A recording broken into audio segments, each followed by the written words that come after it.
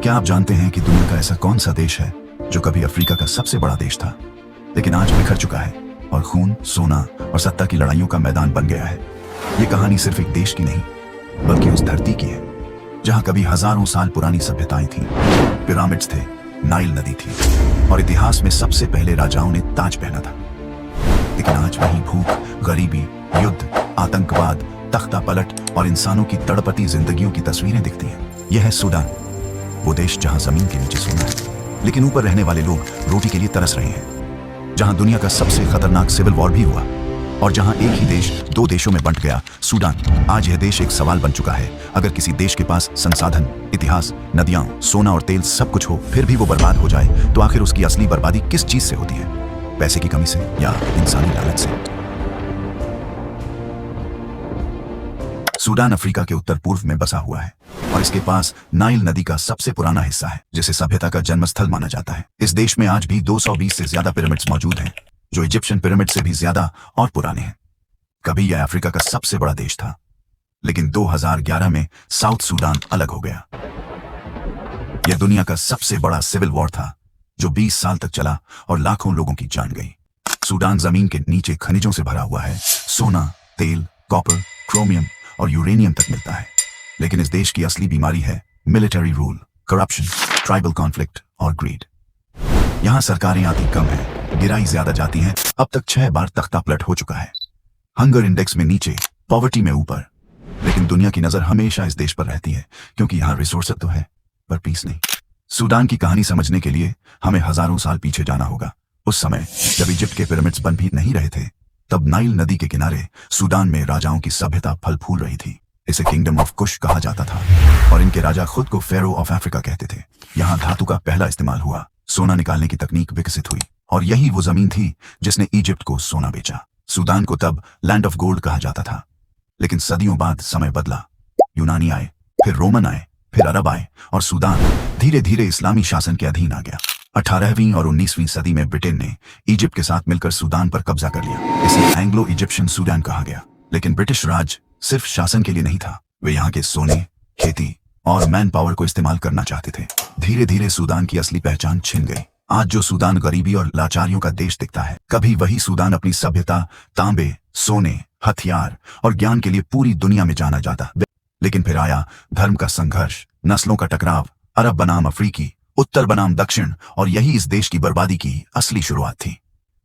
Kingdom of Kush 2000 BC, यह Sudan की सबसे पुरानी सभ्यता थी, जहां पहली बार अफ्रीकी किंग्स ने इजिप्ट पर राज किया। यहां आज भी 220 से ज्यादा पिरामिड्स हैं, जो इजिप्ट से ज्यादा और छोटे आकार के हैं। सूडान को इतिहास में न्यूबिया भी कहा जाता था, जिसका मतलब है लैंड ऑफ गोल्ड। यहाँ नाइल नदी की वजह से खेती, व्यापार और संस्कृति सबसे पहले विकसित हुई। इस क्षेत्र में लोहा ढालने की तकनीक बहुत उन्नत थी। इन्होंने सबसे पहले आयरन सोडू और एरो टिप्स बनाए थे। 7वीं सदी में यहाँ इस्लाम फैलना शुरू हुआ, जिससे अरब संस्कृति हावी हो गई। लोकल अफ्रीकन ट्राइब्स अपनी आइडेंटिटी बचाना चाहती थी, लेकिन अरब शासक उन्हें दबाते गए। ब्रिटिश रूल के दौरान अरब नॉर्थ और अफ्रीकन साउथ के बीच दूरी और भी बढ़ गई। नॉर्थ में रहने वाले लोग मुसलमान, अरबी भाषा वाले और व्यापारिक थे। साउथ में रहने वाले लोग ईसाई, अफ्रीकन ट्राइब्स और आमतौर पर गरीब थे। उन्हें ब्रिटिश ने जानबूझकर डेवलपमेंट से दूर रखा। यहीं से सूडान 2 हिस्सों में बंटने लगा, धर्म, भाषा, जातीयता और संसाधनों के आधार पर। बाद में यह धीरे धीरे सिविल वॉर में बदल गया, जिसने 20 लाख से ज्यादा लोगों की जान ले ली। इसी बंटवारे की नींव ने बाद में साउथ सूडान को एक अलग देश बनने पर मजबूर किया। ब्रिटिश सरकार ने जाते जाते सबसे बड़ा जहर छोड़ा, डिवाइड एंड रूल, और सूडान में हमेशा के लिए कॉन्फ्लिक्ट छोड़ गई। सूडान की आज की स्थिति समझने के लिए हमें 1956 की तरफ जाना होगा, जब ब्रिटिश सरकार ने सूडान को आजादी तो दे दी, लेकिन एक फटी हुई चादर की तरह, जहां उत्तर नॉर्थ सूडान के पास सत्ता, पैसा, तेल और अरब संस्कृति थी, और दक्षिण से साउथ सूडान के पास सिर्फ संसाधन, लेकिन न राजनीतिक शक्ति, न शिक्षा, न डेवलपमेंट। आजादी मिलते ही सूडान में पहला सवाल उठा, शासन किसका होगा? उत्तर वालों ने कहा, हम एजुकेटेड हैं, हम अरब हैं, हम मुस्लिम हैं, इसलिए राज हमारा होगा। दक्षिण वालों ने कहा, जमीन और तेल हमारे हैं, इसलिए हमारा अधिकार है। यहीं से शुरू हुआ अफ्रीका के इतिहास का सबसे बड़ा सिविल वॉर। जब दुनिया 1960 से 70 में टेक्नोलॉजी और स्पेस में आगे बढ़ रही थी, तब सूडान गोलियों, जातियों, धर्म और सोने के लिए लड़ता रहा। इस दौरान कई बार सरकारें बदली, राष्ट्रपति मार दिए गए और देश में हंगर, पॉवर्टी और रेफ्यूजी क्राइसिस की सुनामी आ गई। नॉर्थ कभी साउथ को नहीं समझ सका और साउथ कभी नॉर्थ पर भरोसा नहीं कर सका। यही गलती सूडान को 2 टुकड़ों में बांटने वाली थी।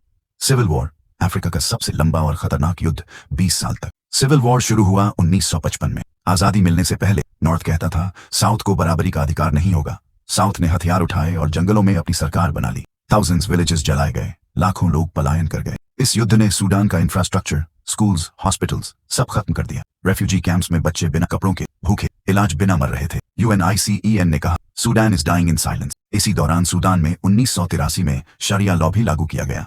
इससे हालात बदतर हो गए। युद्ध तब तक चला जब तक दोनों थक नहीं गए। आखिरकार साउथ सूडान ने 2011 में खुद को अलग घोषित कर दिया। सूडान में तेल, सोना, क्रोमियम, कॉपर, यूरेनियम सब कुछ था, लेकिन हर बार तेल का पैसा हथियारों में, सरकार के करप्शन में और युद्ध में खर्च हुआ। दुनिया की सबसे बड़ी कंपनी चाइना 1999, US, फ्रांस ने सूडान में ऑयल ड्रिलिंग की, लेकिन आय का 90% पैसा मिलिट्री और डिक्टेटर को मिला। जनता आज भी भूखी रही। सूडान की कहानी में सबसे बड़ा मोड़ तब आया जब यह लड़ाई सिर्फ नॉर्थ वर्सेस साउथ की नहीं रही, बल्कि इंसान वर्सेस इंसानियत बन गई। यह मोड़ था डार्फुर जेनोसाइड 2003। अफ्रीका का सबसे बड़ा नरसंहार। नॉर्थ की सरकार ने ट्राइबल अफ्रीकन कम्युनिटीज को दबाने के लिए जंजावीद नाम के हथियारबंद आतंकियों को मदद दी। ये वो समय था जब सूडान की जमीन सोने से ज्यादा खून से भर गई थी। यह घटना सूडान की राष्ट्र व्यवस्था की नींव हिला गई और पूरी दुनिया ने सूडान को युद्धग्रस्त, असुरक्षित और आतंकवादी जोन घोषित कर दिया। उमर अल बशीर ने 1989 में तख्ता पलट करके सत्ता हिलाई। शुरू में लोगों ने सोचा शायद अब शांति आएगी, लेकिन उसने सूडान को दुनिया का सबसे करप्ट, मोस्ट वांटेड देश बना दिया। उस पर ICC ने जेनोसाइड, वॉर क्राइम्स और ह्यूमन राइट्स वायोलेशन के 5 केस लगे। उसने अपने देश को तेल बेचकर हथियार खरीदने में लगा दिया। देश में भूख, गरीबी, बेकारी बढ़ी। लोग सफाई की रोटी खाने को तरस। आखिरकार 2019 में जनता सड़कों पर उतर आई। लाखों लोग खार्तूम में प्रोटेस्ट करने लगे। आर्मी ने भी हाथ खींच लिया और बशीर को सत्ता से हटा दिया गया। यह सूडान की इतिहास का सबसे बड़ा लोकतांत्रिक आंदोलन था। लेकिन सवाल आज भी वही, सत्ता बदली पर हालात नहीं। आज का सूडान एक खुला युद्ध क्षेत्र बन चुका है, जहां सेना ने बल्कि 2 सेनाएं एक दूसरे से लड़ रही। एक तरफ है सूडानीज आर्मी और दूसरी तरफ है RSF, रैपिड सपोर्ट फोर्स, जिसका नेता है जनरल हमेदी, जिसे कभी सरकार ने खुद बनाया था।